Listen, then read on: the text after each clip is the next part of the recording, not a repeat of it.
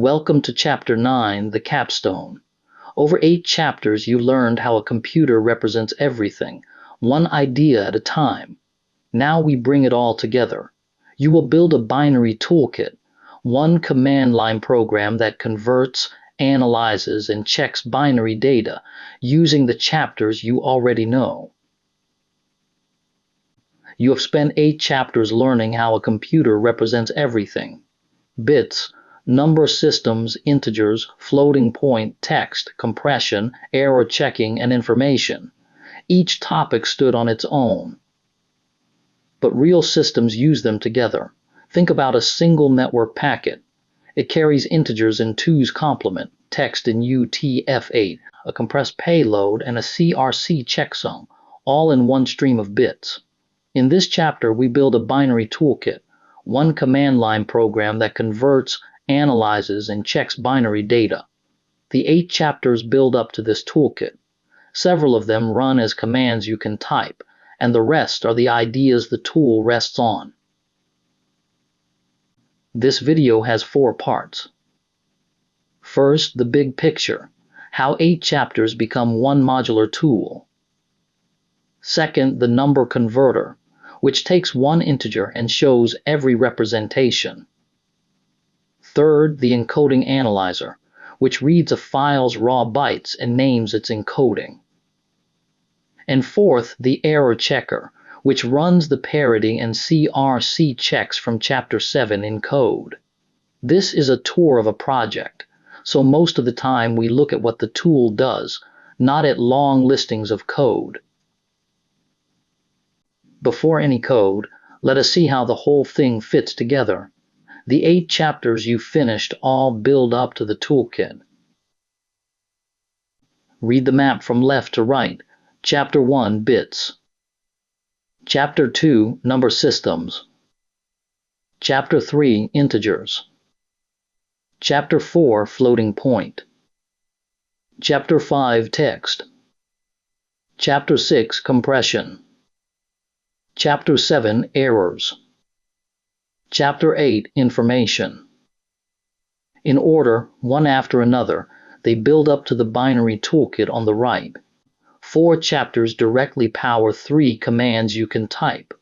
Number systems and integers drive convert, text drives analyze, and errors drive check. The rest are the foundation the tool rests on. Bits, floating point, compression, and information are the ideas underneath. Nothing here is new material. It is the same 8 chapters, now pointed at one program. This is the shape of the program. One command line interface, named toolkit.py, sits on top. It reads what you type and sends the work to the right module below it. Convert uses chapters 2 and 3.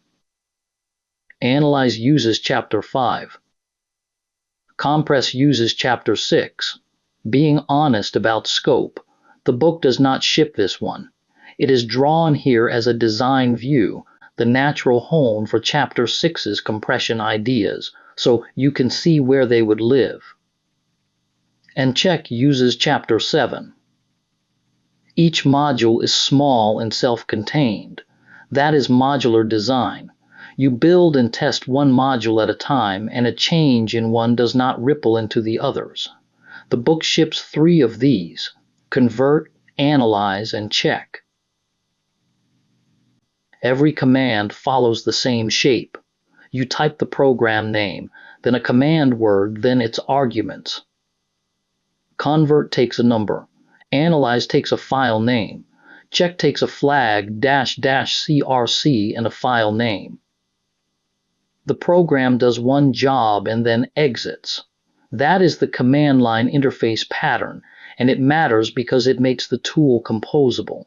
You can loop the command over every file in a folder, or pipe its output straight into another tool.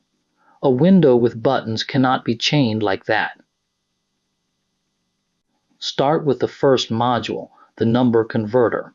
It takes one integer and shows it in every representation you learned in chapters 2 and 3. Follow one value through the converter. The number 255 enters on the left. The converter parses it, then formats it every way at once.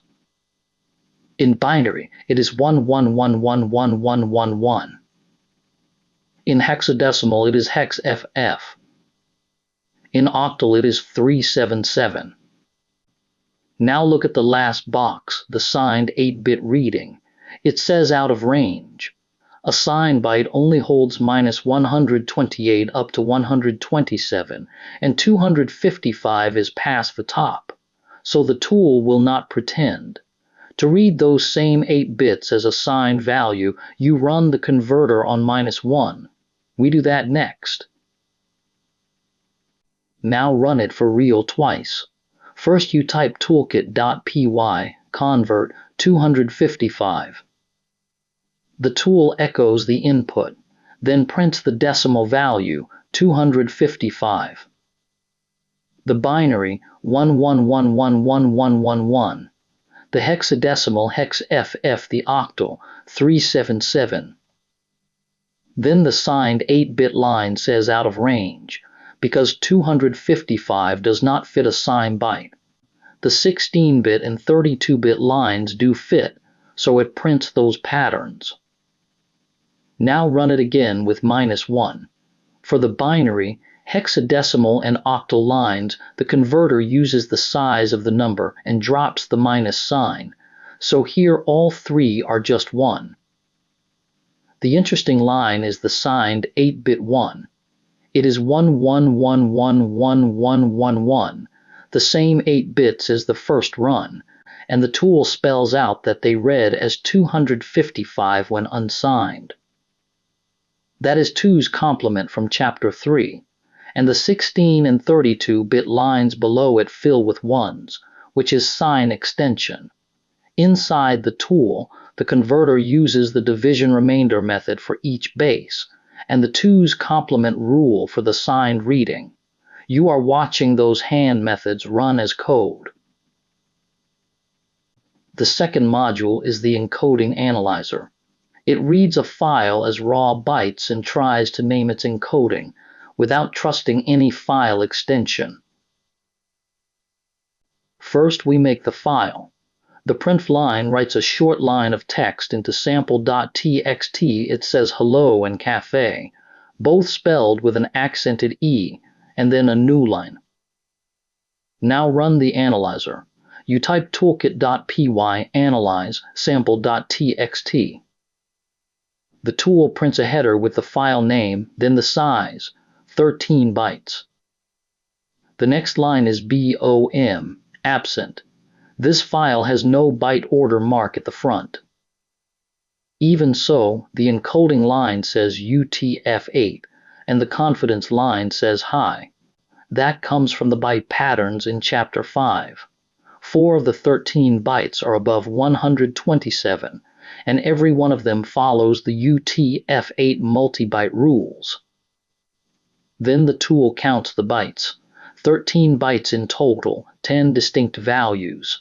8 of them are printable at SC. I1 is a control byte, which is the new line. 4 are high bytes. None are null. The output does not stop there. It goes on to list the top 10 byte values and then a hex dump of the raw bytes. We look at those counts next. The analyzer also counts how often each byte value appears in the file. That single table of counts reaches back 2 chapters. In Chapter 6, you used byte frequencies to build Huffman codes, so that frequent bytes got shorter codes. In Chapter 8, you turned those same frequencies into the zero-order entropy, a floor on the average bits per byte only when each byte is coded on its own. So the shape of the count table is a fingerprint, a flat, even spread across all byte value signals compressed or random data. A tight cluster in the readable range signals plain text. 1 count, 2 chapters of meaning.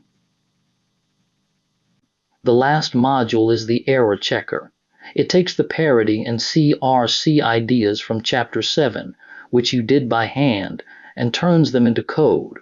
Both commands read a whole file. The CRC1 prints a single checksum for the file.